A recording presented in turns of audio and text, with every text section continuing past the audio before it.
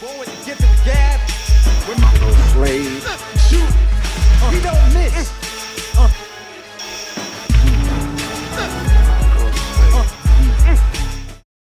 We got to talk about Monday Night Raw from November the 25th. So, quite a bit happened on this episode of Monday Night Raw. Clearly, New Day stole the show. That was the segment everybody was talking about as the show went off the air, and it was marvelous.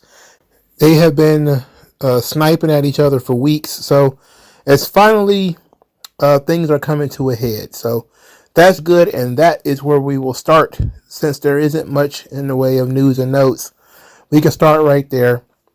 So Monday, in the middle of the show, thereabouts, there was a video package celebrating 10 years of the New Day, and there was an anniversary show that's basically 10 years of New Day is going to be celebrated next week.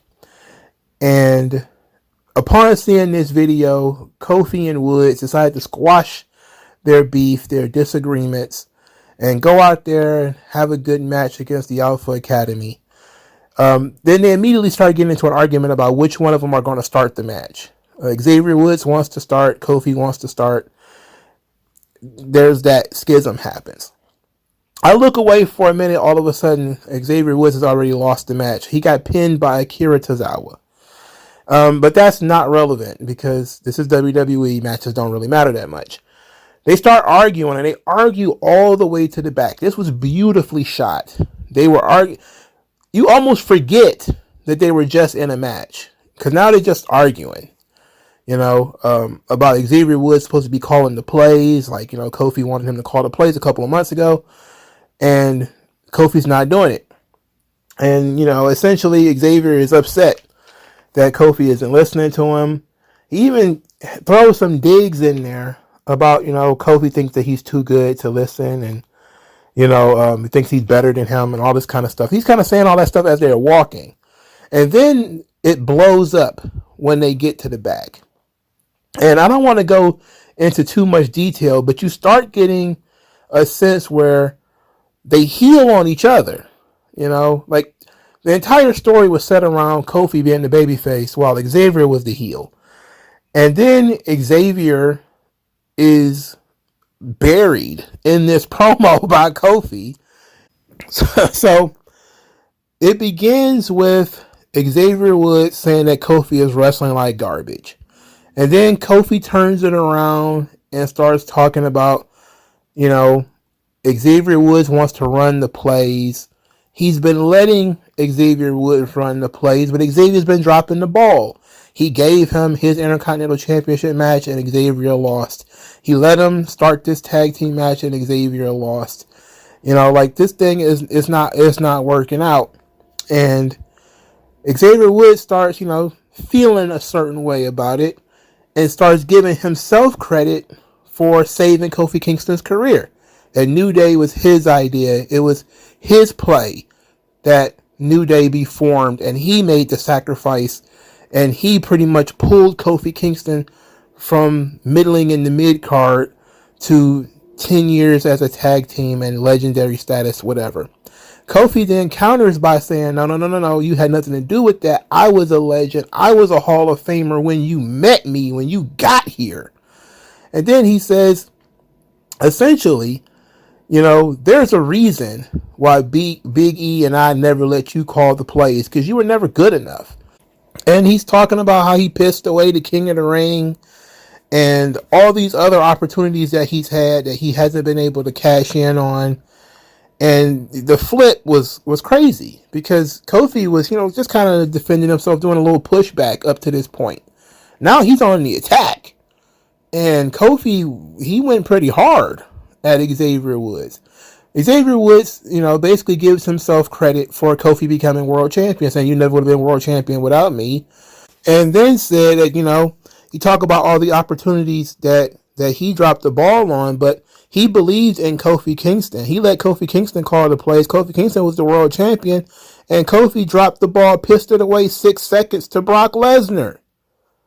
So now they're face to face, and Kofi is like, if he was anybody else, yeah, he's like, you what? And Xavier's like, you finally get mad? And they, they get real close to actually fighting.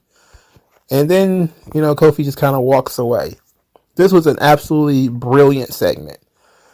It was a lot of, what you call, the volcano method.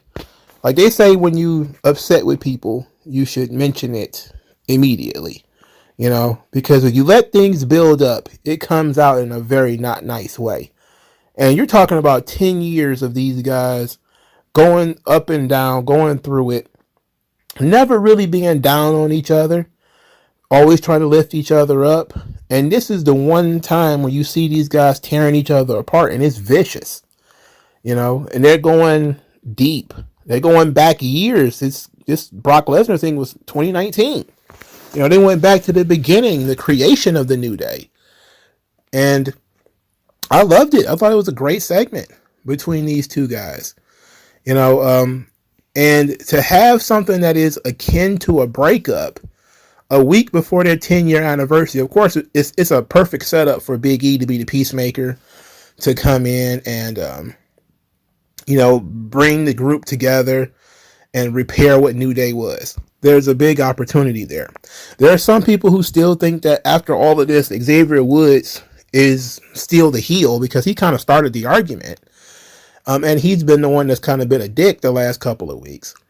At the same time, though, I think that Xavier probably got a bit of sympathy from the audience and maybe from other people because he was the underdog of the group. He was the one that didn't make it. He was the one that the only thing that he ever wanted to do was to be king of the ring, and then he got it, and then it immediately got taken away from him, and Roman Reigns stepped on his crown and all this kind of stuff, right? So I think that they did a good job in making both of them seem like assholes, but Kofi, he came across, and maybe because Kofi is a better promo, but he came across like he was really sick of Xavier Woods. He was tired of that nigga. He was tired of that dude. Like he came across like he was really tired of that dude, and he really, really wanted him to go away. You would think Xavier would be the talker of the two. He's less convincing as a heel. He comes across a little bit more cartoonish, even though Kofi Kingston can be more cartoonish as a babyface. As a more aggressive character, as we saw through the Kofi Mania days, if you actually give Kofi something to sink his teeth into, he can actually be a very good promo and a very intense promo. I think that he showed that here, that he can be a convincing, intense promo. And I think that he may have, I don't know if he meant to do it on purpose. I think he may have turned himself heel here. I guess it depends on whose side you're going to decide to take. But from my perspective, when you start talking about the guy isn't that good anyway, that's mean. That's some real mean shit. It's one thing to just be like, you have poor instincts, like you're good at this, but you're not good at that. When you say, like, you were never good enough to be world champion, you ain't never won a singles title, you ain't never did nothing. And everybody's going to be looking like, well, damn. You're kind of right. You ain't have to say it like that. I mean, you guys are supposed to be friends. Like, you're not wrong. But you really want to dangle that over his head? Like, that's not really fair, but it is what it is. Now, I don't want to investigate the claims that they were being made. Kofi called himself a Hall of Famer. And that's another thing that kind of made him a heel, is how he put himself over. When you look at how Xavier Woods, when he was talking about, he always talked about himself as being a person who helped Kofi. How he gave himself a little too much credit when he talked about, pushing Kofi to the next level, and saving Kofi's career and all that stuff. But Kofi was talking about mostly about what he did, which of course is meant to counter what Xavier Woods is talking about here. Xavier's giving himself all this credit for saving Kofi's career, and Kofi's like, well, what are you talking about? I won championships and had, all these singles titles before you even came in here, which is all true. But when he started talking about, like, I was a Hall of Famer before you even showed up. And I was like, wait a second. I don't want to investigate too many of these claims, but wait a second. Let's wait 1 second about that. But I love this segment. I thought it was great. Now, how do you follow this up? Clearly, Big E is going to come in and try to be the peacemaker. Is it going to work? These guys have been dead set on never breaking up, quote unquote, meaning never fighting each other. They've had matches against each other before, but nothing like this. And I think this is probably the closest you're going to get to it. If they talk these guys into breaking up, it has to be with some carrot on the other side. Maybe finally Xavier Woods getting shots at the main event. Maybe Kofi moves back to the main event, or something to that effect. I don't think you break up New Day just to keep Xavier Woods in the middle of the show. You know, I appreciate that they're shaking things up, because one thing that has been a constant in WWE for 10 years has been the New Day, and they've been stale for a really long time. So it's great to see that they're doing something different. Unfortunately, that something different is arguing amongst themselves. But I thought this was a phenomenal segment. I actually found myself agreeing with both guys. You know, Xavier was talking a lot about, you know, backstage stuff that, you know, New Day being his idea, how he put his career on the line in order to get New Day an opportunity to give it a chance to work. You know, Kofi Kingston was right. He was winning titles and was a humble workman mid-carder long before Xavier Woods showed up.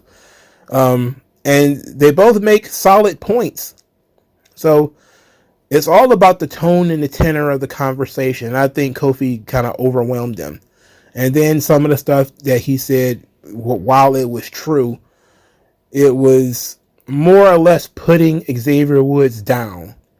You know, saying he wasn't good enough and that sort of stuff. It just kind of felt like it was over the line. So I think Kofi may have turned himself heel here, but you may say he was pushed to that point. And not that he's, you know, flipping and turning heel, but he was finally sick of Xavier Woods shit. Xavier Woods thinking he was the smart guy of the group.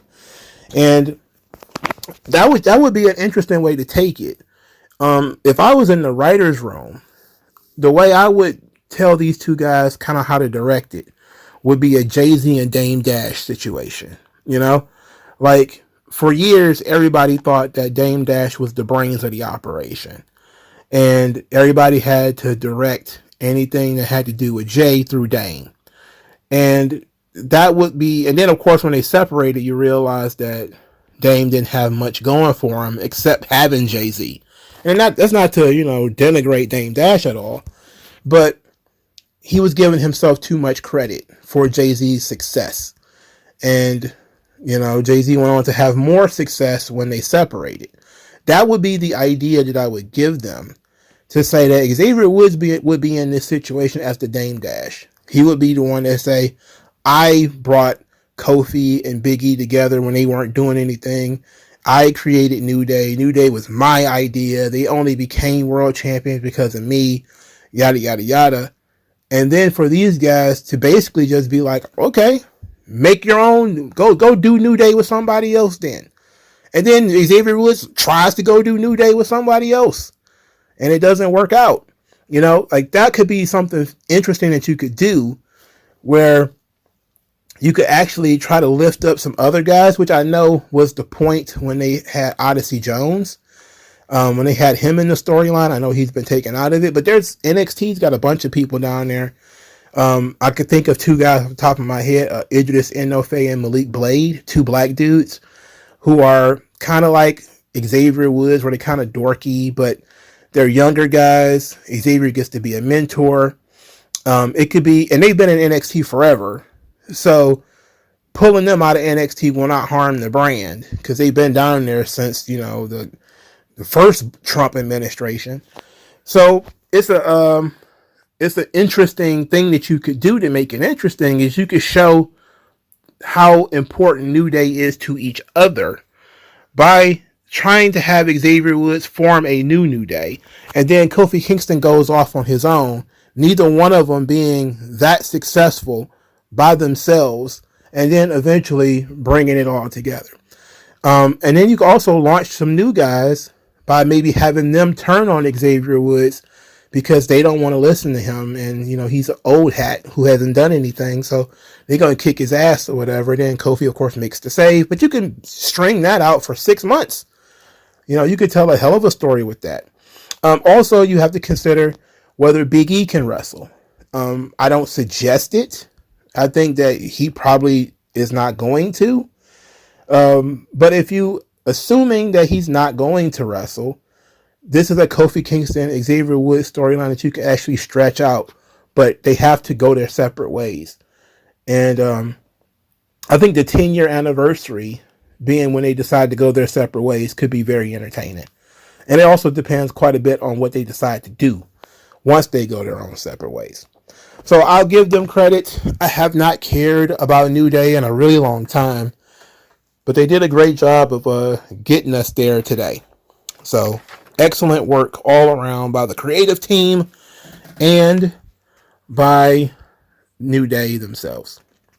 All right, so we got a Gunther Damian Priest promo. Damian Priest did all the talking, basically challenging Gunther to say terrible things to him to his face, and Gunther not saying anything, and then immediately just hitting him in the head with the microphone. They brawl a little bit. Damian Priest ends up Razor's Edge Gunther through an announce desk, which doesn't, 4 weeks in a row, I think this has been, where Gunther has been on the downslope to Damian Priest, and they've been telling this story of Gunther's shaken confidence, and that's okay. To make it this one-sided, however, is a dead giveaway that Damian Priest is going to lose. It's just a dead giveaway. I didn't think much of this segment, though.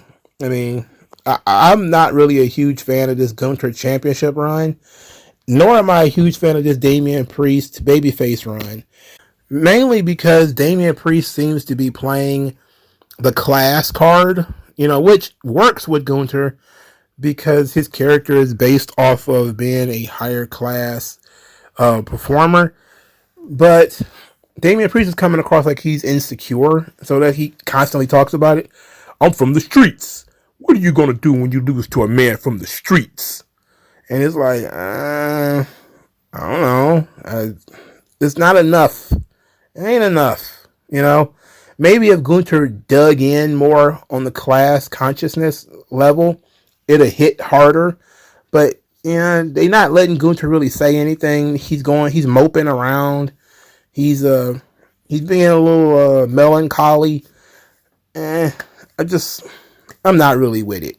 I want this match to be over with, if we're being honest. Rey Mysterio and Dragon Lee lose to the Creed brothers. It was a really fun tag team match, tornado tag match. Julius Creed is an absolute freak. The Creed brothers win when they turn Rey Mysterio's mask around so he can't see and then roll him up. Really good. I thought this match was fun. Braun Breaker and Ludwig Kaiser fight to a disqualification because Sheamus attacked Ludwig Kaiser. There was a 3-man brawl until Adam Pearce comes out there to make a triple threat match for Survivor Series. At least the title is going to be defended. Am I thrilled about that? It is what it is. It's fine. It's not offensive. I'm not really a huge fan of triple threat matches personally, but it was 2 heels in this match, so I'm not surprised that they got rid of it. But Braun Breaker running chest first into that desk was nuts, and I don't know if he did that on purpose. He clearly did it on purpose, but I wouldn't suggest running chest first into sharp ends of desks. I know that desk is kind of flimsy, and maybe if you hit it hard enough, it'll break. But your sternum, don't run the risk of just getting injured. That's all. So that was that. The Judgment Day defeated the War Raiders. Who really cares? It was all because Dominic Mysterio was interfering. And I'm going to talk about Finn Balor. Finn Balor has reached the point of not giving a fuck, really. I don't think he cares that much anymore. And he's also trying to take over the Judgment Day. So they did an angle where Finn Balor says that there are no leaders, but they're happier and more successful if they listen to him. So that's his whole thing now. But I was more taken aback by the fact that every time I see Finn Balor, he's wrestling in gym shoes. So he's decided he's going to do things on hard mode.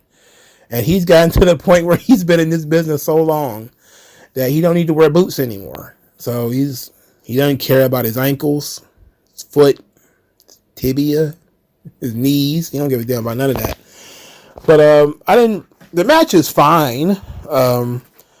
I'm never going to forgive Triple H for trying to make JD McDonough a thing and foisting JD McDonough upon us, and like we wouldn't notice that he's pushing that bobblehead doll. Yeah, we noticed. Come on, man. Okay. Miz and Karrion Kross, they went to go jump the Wyatt family, but they left Scarlett behind, and Scarlett got attacked by Nikki Cross. That was pretty much the only thing there. More Scarlett, please. She's not a really good actress, but I'm not mad at Scarlett being more involved with this story. They did a segment where the Usos and Sami Zayn questioned whether they can really trust CM Punk as a member of their Survivor Series team, and Jimmy Uso trusts CM Punk implicitly because of Paul Heyman, which is crazy. That's just crazy talk. And then we find out that there's going to be an advantage match on SmackDown, and it's going to be Jey Uso versus Jacob Fatu. And I'm like, we spent all this time building up Jey, and he's just going to do a job to Jacob Fatu. Or you're going to make the worst decision, which is to have Jey Uso beat Jacob Fatu. Maybe this match just needs to end in disqualification. Maybe that's what we just need to do. Because Jey having a decent singles push, he should be protected a little bit more. Maybe he's not going back to being a singles wrestler, and we could just say he could lose to Jacob and then that's it. Which is what some people would say is like he's not going back to being a singles act, it's over. Which to say is he's lost the Intercontinental title and not going to get a rematch. Okay? But if you're going to push him, well, maybe you could cheat. You could always have like Tama Tonga or Tonga Loa or whatever cheat. But I fully expect Jacob Fatu to win that match. Okay. Speaking of advantage matches, Bianca Belair defeated Nia Jax. Nia Jax, the women's world champion, who's now been pinned like 6 times in 2 months. She constantly loses now. This time she lost because of Bayley's interference, which of course rattled Bianca because she had shot down the idea of Bayley being the 5th person in her War Games match when she was talking to Naomi earlier. And she also shot down Kairi Sane because she doesn't want anything to do with Damage Control. So she says, look, Io is, bad enough, and she doesn't want to deal with Kairi, and she certainly doesn't like Bayley. So they're going to do this whole thing where Bayley's going to end up being the 5th person on the team, much to the chagrin of Bianca Belair. And she also is not thrilled about this being, quote, Team Rhea. She's not a big fan of this whole Rhea Ripley being the leader of the team thing. So they're showing some edge with Bianca. And they're being consistent at the very least. She spent so much time fighting Damage Control that she doesn't want anything to do with them. At least that's consistent. Can't complain about that. Now they needed a new partner because, of course, Jade Cargill is out. Apparently, Jade Cargill has a legit shoot neck injury, and she's going to be gone for, they said, almost a year, I think. So she's not going to make WrestleMania. She's not going to make the Royal Rumble. She's going to be gone for the foreseeable future. And that's very unfortunate for Jade. And you got to start asking questions about the investment in Jade Cargill. I mean, think about it. She signed, was it 2 years ago that she signed? And then she spent so much of that time being retrained. And then when they finally did bring her in, she made sporadic appearances until this tag team thing, which was meant to get her up to speed and basically made Bianca her mentor. And now she's injured and she's out for who knows how long. Maybe they're overblowing it in terms of her real neck injury and how long she's going to be out. But as we know right now, she's probably going to be out for several months. She's not likely to make WrestleMania. So the investment in Jade Cargill ain't quite working out, is it? Maybe she's in her 30s already. So it's not like she's like a 26-year-old or something like that. She's already in her 30s.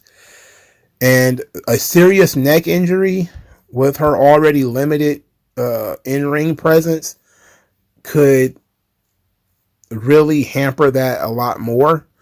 I don't want to write the girl off completely, but I think it's fair to ask questions about whether this was a solid investment or not. I think everybody sees that there is money with Jade Cargill, but her performance just has not been up to par. And now she's injury prone. So, well, it wouldn't be fair to say injury prone, but a neck injury is a serious injury. It's a very serious injury. And the likelihood of it being re-injured is pretty high too. So, hopefully she gets well soon and she can come back from it, but it ain't looking good. So we're going to close the show by discussing the Women's Intercontinental Championship, which of course was introduced on Monday Night Raw this week.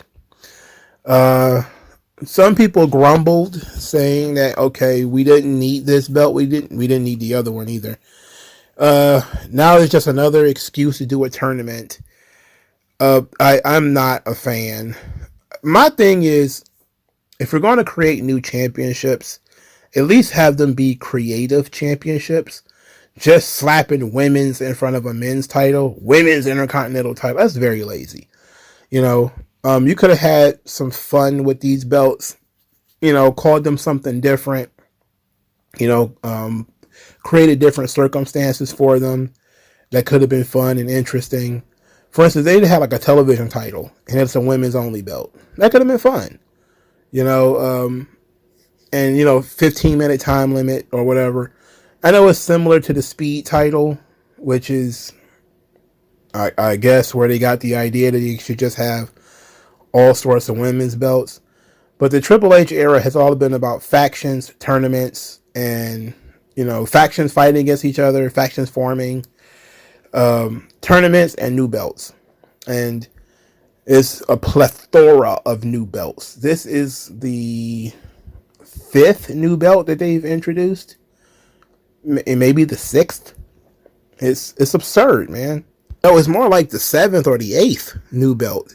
The 2 new Crown Jewel belts, the 2 Speed belts, and the 2 new mid-card belts. The World Heavyweight Championship, that's 7 new titles that they've introduced since Triple H took over. 7 new belts. Why do you need 7 new titles? I don't get it. But I guess now we have to just look and see who's going to be the young lady to be the first women's Intercontinental Champion. And it's more than likely going to end up being Io Sky or something like that, because those are the kinds of people Triple H likes.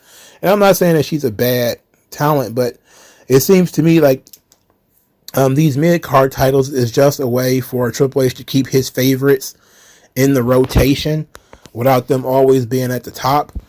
Like Bayley being in the United States Championship division and Io being in the Intercontinental Championship division, as a way of, we just want to establish these titles and then we're going to, move on. But unless you're going to do a really good job of delineating these championships, they're just the same thing. Like I said, you could have did something that could have been fun and interesting with these belts if you're going to create new ones. But I wouldn't have even bothered creating new titles. Again, you're barely defending the titles that you have. Survivor Series is the first time the Intercontinental Championship and the U.S. title, they announced a United States Championship match for Survivor Series, which is Shinsuke Nakamura versus LA Knight. And the render for Shinsuke Nakamura makes him look like a dry-aged steak. It was terrible. It's awful. And to say, oh, Nakamura just gets a pay-per-view match because he attacked LA Knight twice. Goofy. Just goofy. At least these titles are being defended. On the other hand, Cody Rhodes is about to have a third pay-per-view, I think they said, where he doesn't defend the title, because they announced that he's going to be defending the title at Saturday night's main event against Kevin Owens. So not Survivor Series, the actual big show, but Saturday night's main event. And I see what Triple H is trying to do here, where he's trying to say, okay, Gunther is defending his title, so you don't need Cody. So that means Gunther is not going to defend his belt at Saturday night's main event. And then I was actually surprised that he would put both the U.S. and the Intercontinental titles on Survivor Series, because it felt to me like he would have done one and not the other one. Because that seems to be how he's staggering it. He's going to have all these championships because, and I've noticed this, he doesn't let the world champion wrestle on TV that much. So he's pulling these guys from TV and he's just replacing them with the mid-card belts. So that's why you need to have women's titles, because Liv Morgan is not wrestling on TV that much either. Nia Jax wrestles too much and she keeps fucking losing. So, it's a weird scenario for her to be in. But I can see that they're going to basically pull the women's championships off television and basically just push the mid-card belts as being sort of the TV titles, while the world championships are going to be for like every other pay-per-view or something like that. And trying to make these things special and mean more, which would work if the storylines had some oomph to them. Like the Cody Rhodes and Kevin Owens thing does have a little kick to it. Does it have as much kick to it that you have to wait until mid-December to see the match? Well, I guess we'll find out, because that's what they're deciding to do. But all these belts, these titles not really being defended, it's problematic. What was this? The second title defense for JD McDonough and Finn Balor, and they've been champions almost half a year or something like that. You forget who the champions are sometimes because they don't defend the belts. And I get it. Survivor Series doesn't really need a world title match because you have the War Games as being the big draw, which features both CM Punk and Roman Reigns. So why add Cody to the show when you could just, promote Cody for the Saturday night's main event show? Because maybe Roman's not going to be on that show, which he should, because he should wrestle solo on that show. Maybe he's not going to be there. Maybe Punk's not going to be there, and they're going to lean very heavily on Cody to carry that show, So I'm looking to see how they're trying to promote these champions and these championships while they keep introducing new ones. And I